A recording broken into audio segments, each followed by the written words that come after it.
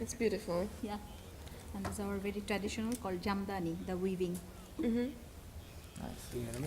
Share Can I touch it? Yeah, of course. It's lovely. Yeah. It's really this. It's a half silk, yeah. They They weave it. Mm-hmm. Yeah. And how many do you have? Um, Many? yeah, mainly because it's a very traditional, country. So Good. at least whenever we could get to purchase, because it's quite expensive.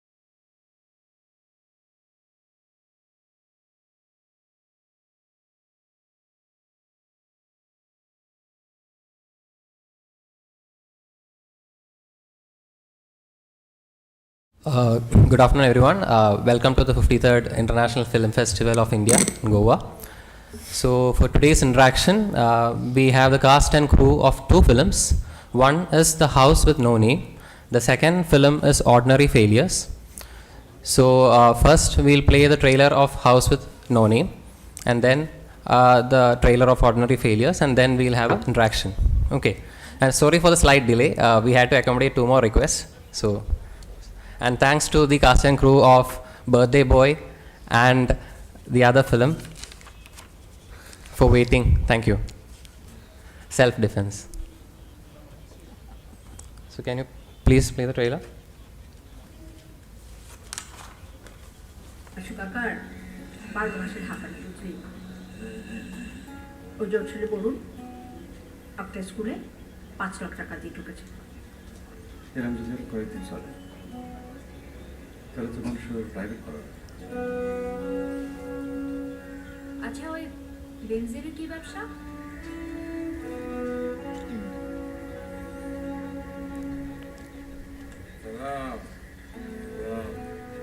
শেষ পর্যন্ত একটা sweeper কি অসাধারণ সব ভাড়াটি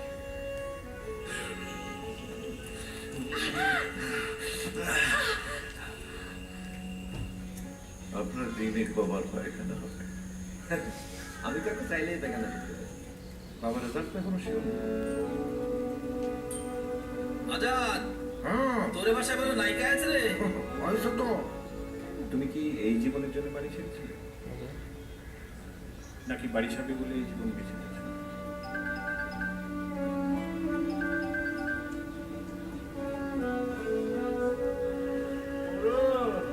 আমি negative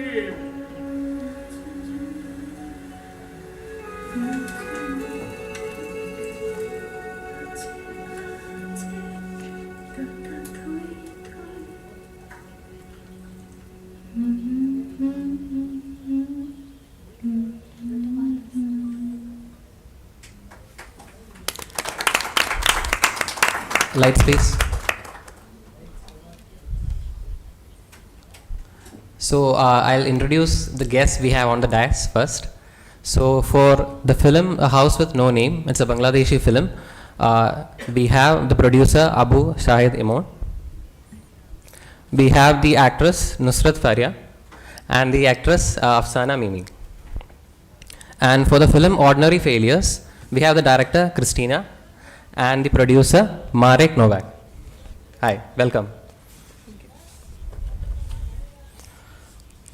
So the director of House with No Name could not come here. The director is Noor Imran. So we'll start with the House with No Name. So the producer Abu Sahid Emon. Hi sir. So what convinced you to back this project? And can you share your thoughts on the film? Hi, is push, right? Hello, yeah, can you hear me? Okay. So I'm Abu Shahed Imon. I have been coming to IFFI since 2014. My first film as a director came here, and since then, like many projects came in IFFI. Also, like we had this Bangladesh country focus in 2019. During that time, also several other projects of my producing project and also directing project was here. So I have been a regular to be in IFFI, and I think this kind of film, like when I try to back up or produce, one thing that always made me interesting to there are different diverse type of audience that you have, but within your own country the audience types are the people who grew up with your own cultural landscape. So what happens is that like within that cultural landscape, sometimes you don't reflect your own story. But when the story gets very original and authentic and it travels to the film festival, maybe it's for 200 or 300 people watches multiple, multiple screenings. But I think as a filmmaker, we really get inspired from those 300 or 400 people. Like, you know, I'm sure that every filmmaker who attends in the film festival circuit, they will agree with that, because that gives a very different, because you don't know them, who are the audience. You will never know their names, where they came from, what kind of mental state they were, but like they appreciate or don't appreciate, makes you keeps on going. So this is one of the reasons that I actually kind of like backing up this kind of project. And last year actually my another produced film was in the international competition, and we were like doing press conference in the same room. So I was kind of like, you know, recalling the memory, and yeah, I'm good to be back here. And I think I back up this kind of project just, you know, because in my soul I'm a traveler, and traveling with the thing that you love to do is like always the best thing to do. So basically the film is about a heroine, right, who returns to her childhood home after a long absence. So did the director also get inspired to, you know, with his childhood, and did he try to portray it on the film? Just briefly, so this film we shot right in between the COVID lockdown. So we were like all stuck and we were like suffocated. We thought that we will never be able to make film again. Maybe we'll only make online movies. We were like stuck in that situation. So I remember during the COVID time, I was like suddenly become very health conscious. So every night me and my wife used to go to rooftop for like walking, and we kept on walking for 1 hour or 2 hours.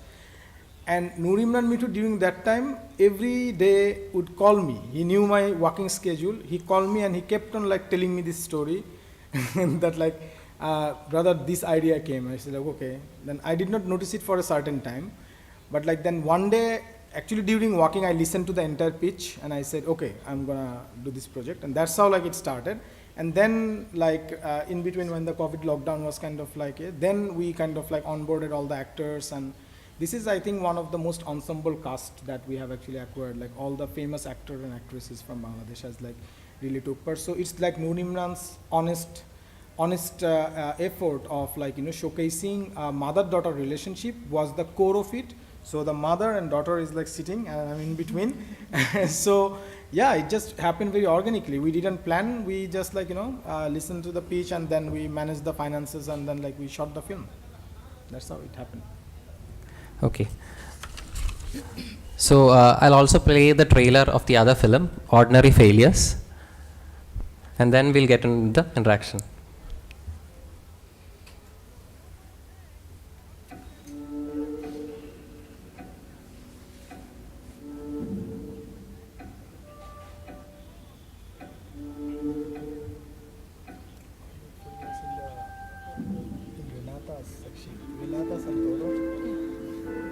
Nechtěli byste si vzít Adla? Pro mě taková hračka. Vyjdem se s tím klukem a jeho mámou. Všechno si vysvětlíme. Žádný stres. Nebyl zpět, se dá trénovat lítání. Už se z něj vylíbala. Ne? Ježiši, co to je?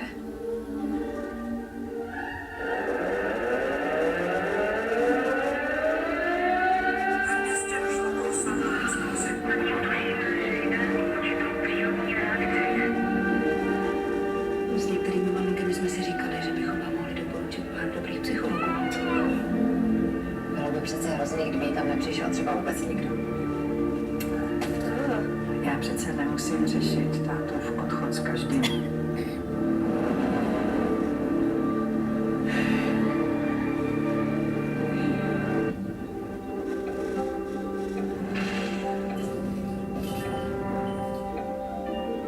Je to vlastně strašně krásný.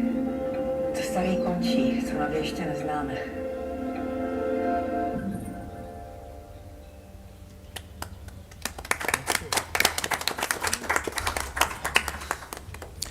So The Ordinary Failures is about a misfit teenager, an anxious mother and a recent widow who see through their day interrupted by a mysterious natural phenomenon. So as their world descends into chaos, the three women struggle to find their place in life. So it is directed by Christina Grosner, and we have the producer, Marek Novak. So Christina, ma'am, can you share some thoughts about the film? Yes, hello everybody, namaste, namaskar. I'm so sorry that we mixed up a little bit the schedule, and thank you for accommodating us last minute. It's okay. We started to work on this project way before the COVID pandemic and before the Ukrainian war, which is very close to us. We were thinking of a very strange natural phenomenon taking place in a city, which we don't explain, but it's very much influencing the way these three characters and everybody in that city is living. And for a long time, they're not really they're only dealing with the small crisis that they have in their lives. And only when they take a step back are they able to overcome certain things. But we were thinking of something more related to climate change and capitalism and overconsumption, and it became very strange how similar the events in the world became to the script, because the COVID lockdown, all the uncertainty, all the way that the authorities were contradicting each other, we were scared, we didn't know what's going on, all that was already in our script, but it was, of course, a reaction to something else. So it was a very interesting process to go through reality and our script in parallel.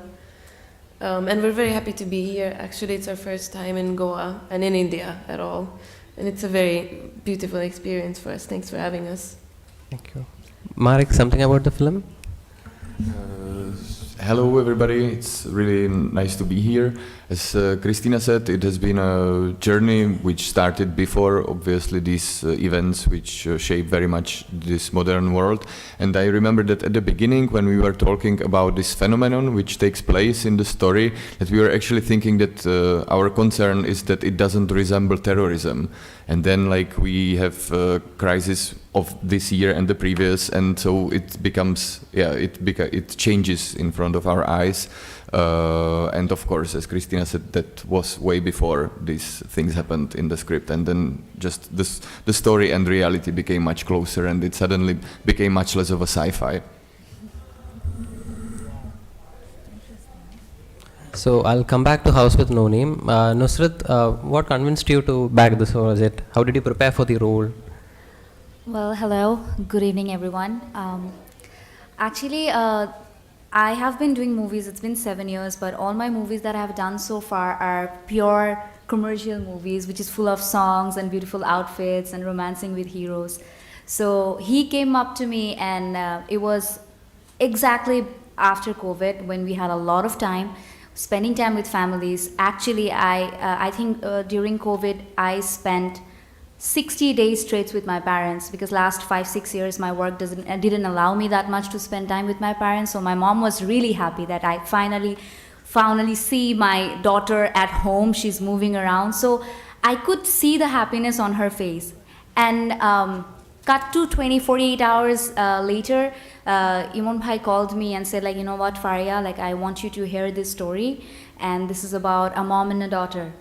And then I said, okay, let's sit and let's listen to the story. So when I heard the story for the first time, when Noor Imran was actually, telling me the story, every scene by scene, I was actually seeing me and my mom. Because how we got close during the pandemic, because we had a lot of, we both have a busy schedules and differences in our lives, so we got together under one same roof. And this is about actually the relationship between a daughter and a mom. And sometimes we tend to lose that during our busy schedule, because we are always working, but those emotions are very valuable to us, and that was actually the USP for me signing the movie. And also working with this legend. She's a big legend from Bangladesh, and we grown up seeing her work, and she was the perfect the icon of pretty and beauty, and now she's playing my mom. I was like, I'm not gonna miss this opportunity. So yes, of course. And Afsana ma'am, how was the experience playing the role of the mother in the film? The character was really, really tough to touch, because the crisis was between the mother and daughter, the relationship. But this mother, whose profession is to abort. Okay, so do abortion for the unexpected children. So it was very difficult, no? At one side, she is destroying a child's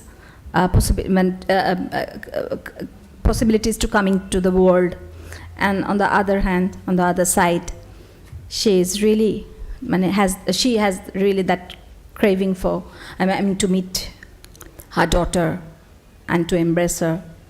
So it was quite difficult, and yeah, thank you.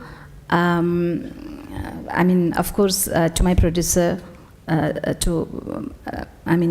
have that, trust upon me, and Faria. Just add a very small thing, that is Mimi Appa, we call Appa because means sister. So she was not actually working as an actor for quite some time. How long you took a break for? It's almost 18 years.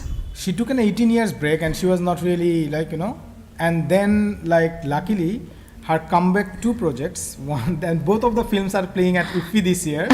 There was the screening of the other film this morning, and yesterday was the screening, and I produced both of the films. So I'm very lucky to push her out of her thing and kind of bring her out. And also she's acting in one of the directing project that I'm actually shooting next month.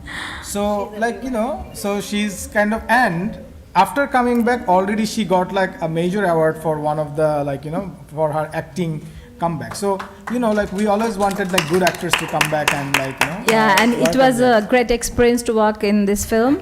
And yeah, it's a very wonderful moment. So we are sharing together now in this IFFI platform.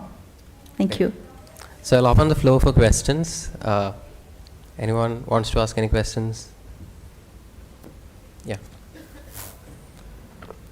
I have a question for Nusrat. Yes. You're playing an actress in this film as well. Yes. And you're an actress in real life. So yes. How is that actress different from the actress you in real life?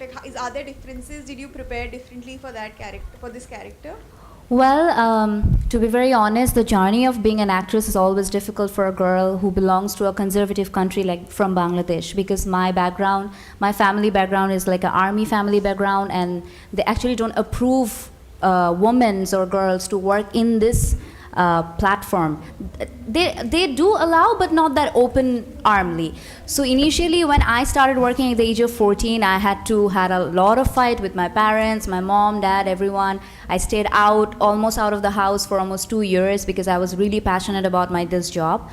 But Bubbly, the character, she also had her own journey in a different way, because being an actress and really working hard towards her passion and surviving in that male-dominating industry, which is our film industry, it is kind of tough. So preparation was different for Bubbly and Faria, but the struggle was similar. So it was very easy for me to connect, and it was very comfortable for me because I could relate to all those scenes when producer was trying to do something with her, when she was walking, somebody was saying her pretty, when she threw the attitude, was like, oh no, she's not that pretty in real life. So I have experienced those in real life, and Bubbly have experienced those in the film.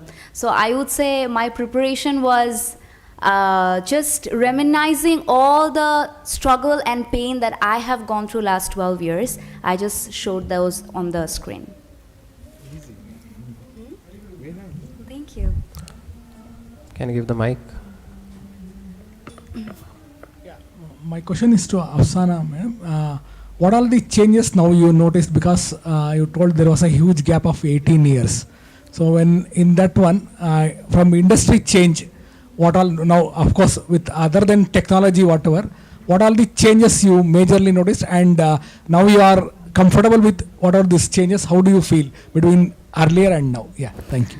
I'm very, very comfortable because more young talents are coming with new concepts, new stories, and new thoughts, their own way of directions. So it's really amazing to work with them. So I did 2 films because I met him as a producer 18 years back. I didn't meet someone like I didn't meet someone like him. So after that, the story I found both in my films, the Pappun and Patalghar, I mean the House of No Names and the Vice and Virtues. So the story was nice, the direction, the way of their thought process, everything was very comfortable for an actor. Because being an actor, I always find the opportunity to get a nice character in a good story and a very good team, accommodative team. So I got everything, and I didn't feel any uncomfortable, experience. I didn't go through any uncomfortable experiences.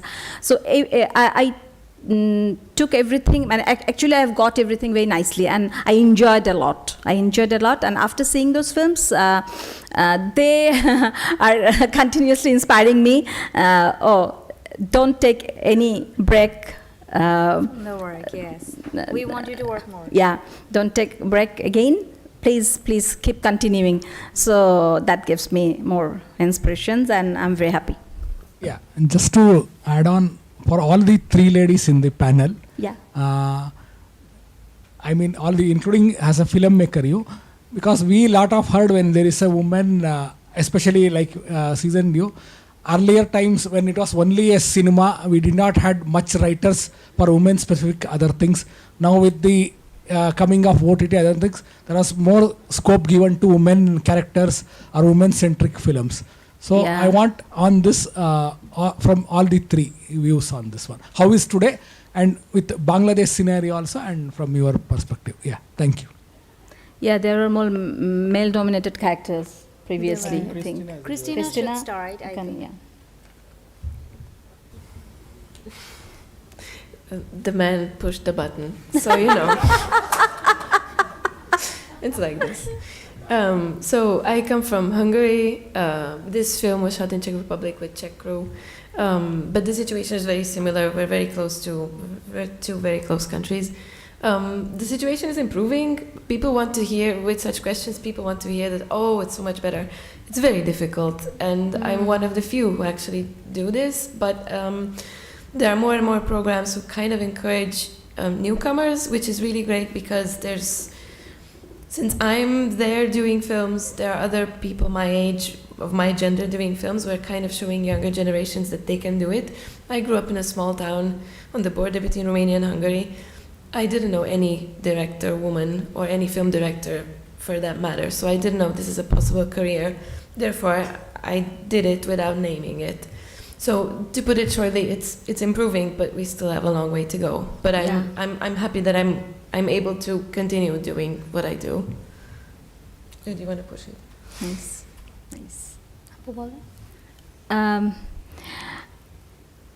In Bangladesh, the scenario is kind of like her as a director, but for actors, for a long, we are doing, major characters in every, in theaters. I'm talking about the stage dramas and television projects and films. But of course, besides the commercial mainstream films, that with the Faria told that songs and with all things. But this kind of character, what actually I've got in these two films, it's really it's a kind of rare thing, because in the off-track films or art house films, we had many women-based major women characters in those films. So I think I can quote the Shurjo Dighol Bari from the everything. So in Bangladesh, actually, for actors, the situation is, the situation was and is always the same. Yeah. At least for the art house movies and off-track movies. I'm not talking about the commercial films. Well, I will just say a little differently because working here for last 7 years and doing all those movies which actually lead by the male heroes, typical superstars were they called, because it's not about the director only, it's also about the producer and also about the audience. Because once a female lead who try to represent being a superhero on movie, saving everyone, the ticket doesn't sell. So what will a director and producer will do? They have to invest after a man. And that's how the progress happened. But now things have changed post-COVID because the OTT actually opened a lot of doors for the creative directors and writers. They're coming up with a lot of different stories which is actually dominated by women. So what is happening right now? Everybody is thinking, oh, okay, right now it's not a superstar is the main hero of the film, the story is the main hero of the film. And that's why they are writing stories like this, like Patalghar. Here we actually don't have a major female superstar cast. It's just like a story which needs to be told. And I think many more other stories who are actually doesn't need a big face, but it is based on a woman. And people needs to know what is going on. Because majority of the people who actually watches the OTT and movies, those are women at home, who are housewife, who are students, children, and they like to connect with their emotions on screen. So right now things actually changing a lot. Like even for me, previously even 1 year or 2 years back, I was offered more of a commercial movies, but right now I'm actually offered this kind of movies where actually I can do and portray what I'm capable of doing. I'm also breaking the stereotypes. So I think things are changing for Bangladesh. Bengali contents are amazing. If you just Google and just write some of the names, you will find some fantastic female dominating story on the YouTube and internet. Yeah, correct. Scenario everywhere. So I just say it from all over the perspective. I think this is the, some sort of an Asian perspective we have, and this has to be changed through audience, not the director or the producers. I have a question for Afsana ma'am. Ma'am, you have started your career on theatre. Later you did television also. Which medium do you find more effective? And also as an actor, what did you like more? Like, which is your more preference? Yeah, I am always interested to work in theatre and films, not for the television. But that's actually I used to do to carry out my profession.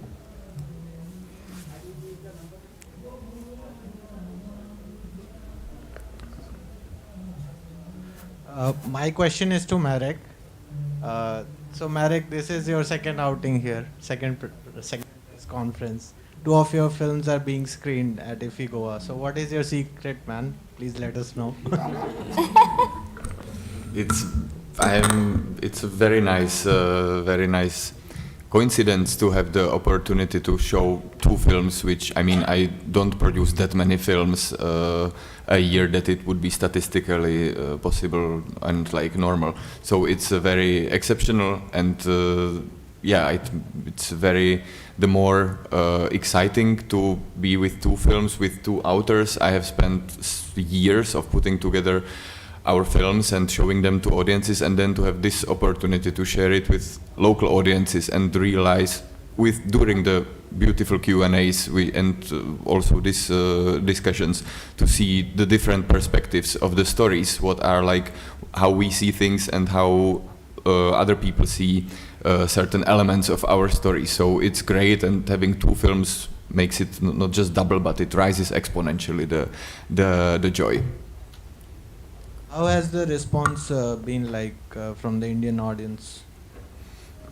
I think very active. I feel the Q&As were both very, like the halls were almost full, I think, and most people, or like a lot of people, stay for Q&As, and there is like a very vibrant discussion, which I think we could use for, like in Czech Republic, I think the audiences are much more like colder and like closed, so they don't ask so much, and they're like more like a bit shy. So that's I think very nice here, and I appreciate it. Can I just quickly add something? We thought our film, at least from interactions in Europe, we saw that the film kind of sparks the interest and dialogue in younger people, but here we had most conversations with people 60, 70 plus, and it was great to see them engaged, to have feedback, to discuss things. It was yeah, I was very pleasantly not surprised because I didn't know what to expect, but yeah, it was nice to see. I have a question for Marek. What is the scenario of Czech movie market? Like, which kind of films are more accepted in the market, like art or commercial, whatever? So I think Ordinary Failures, it's an art house film. If you look at the market with this prism of mainstream or like commercial and art house, and the situation I think for us in Europe is, and in the Czech Republic, is benefiting this kind of films, that we are able to make them with public support. The film is a co-production between Czech Republic, Hungary, Italy and Slovakia. So 4 countries, all of them supporting it with their with the public funds. Then Eurimage, the Council of Europe, funding for exactly co-productions. And there I think it's always like what there is looking for is the content, and I think we need to prove the quality of the content and like prove that there is a intention artistic, and the situation is that we don't need to pay the money back. So then it's not the market is not the number one priority, which has its benefits because then we can do films like this, and of course it shapes differently the feeling and the dialogue with the audiences.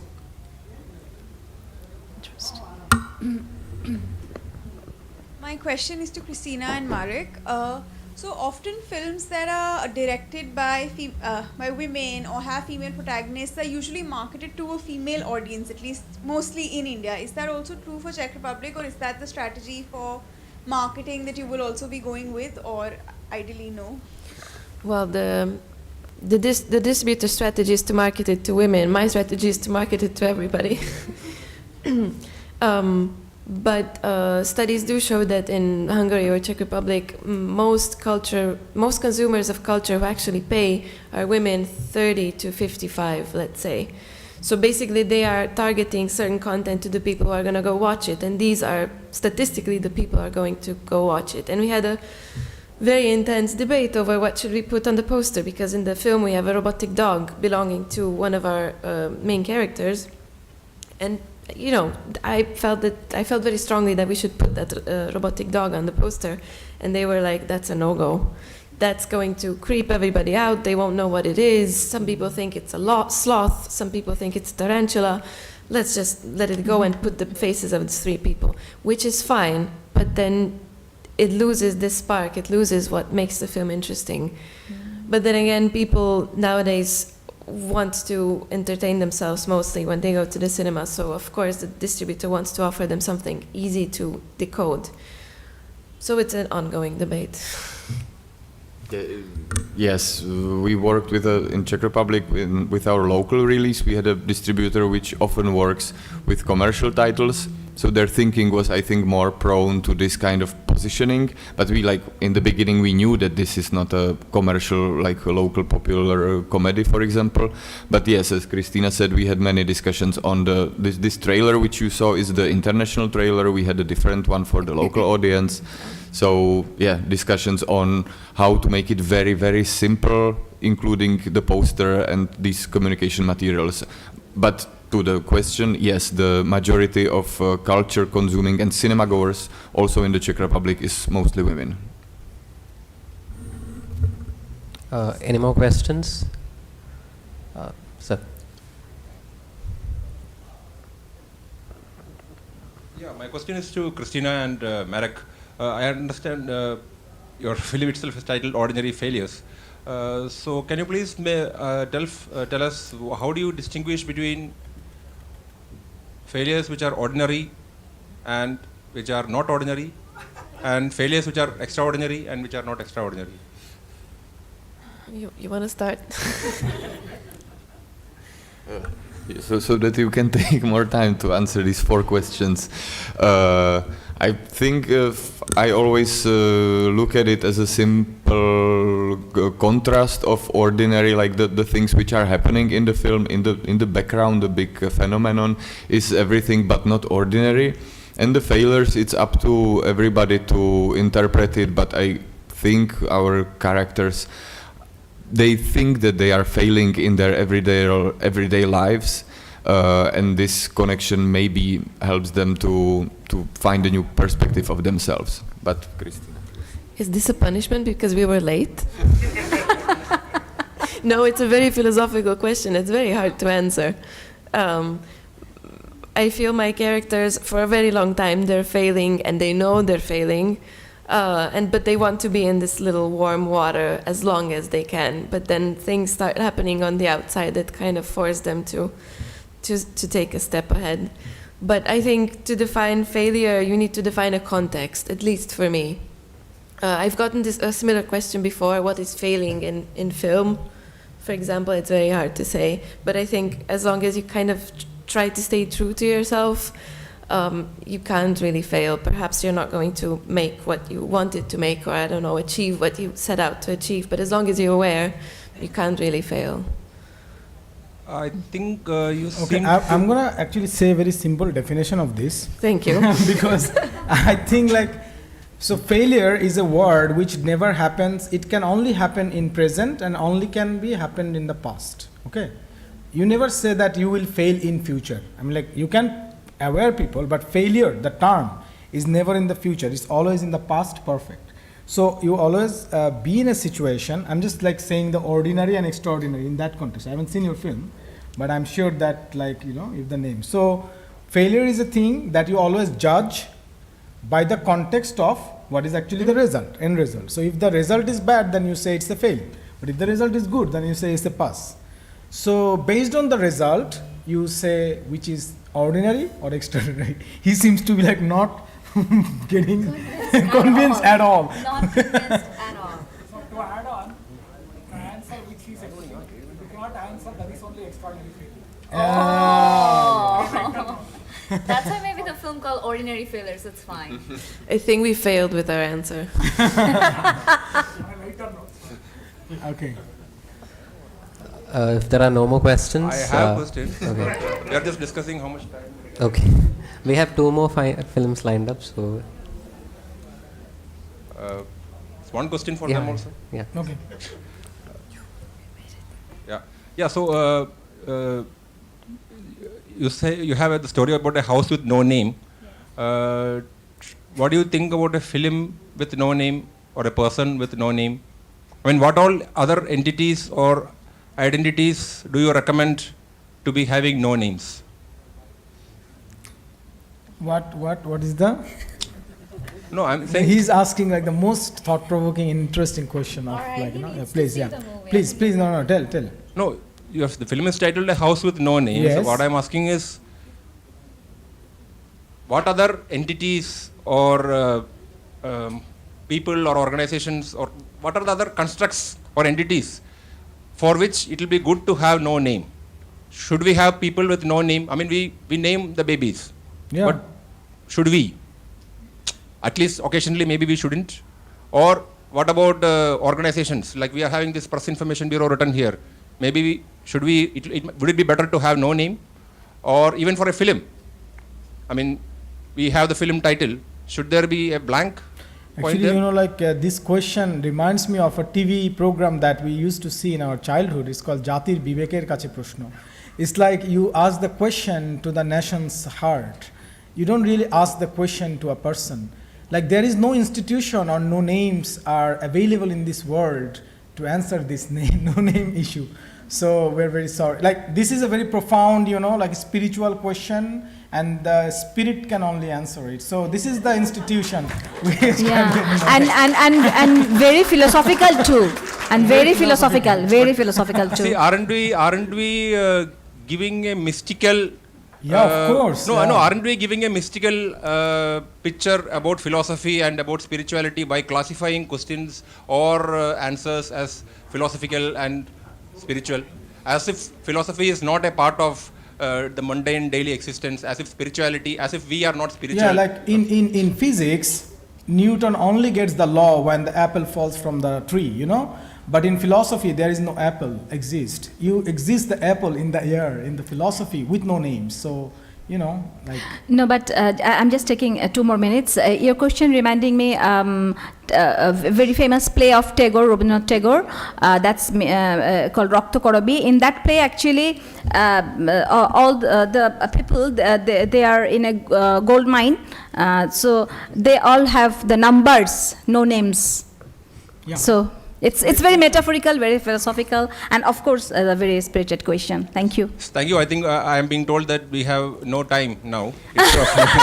So a press conference with no time. A house with no names finishes a press conference with no time. Yeah. So Thank you you. very much. Thank you. All the best to both the for the films. Have a wonderful great day. session. Thank you.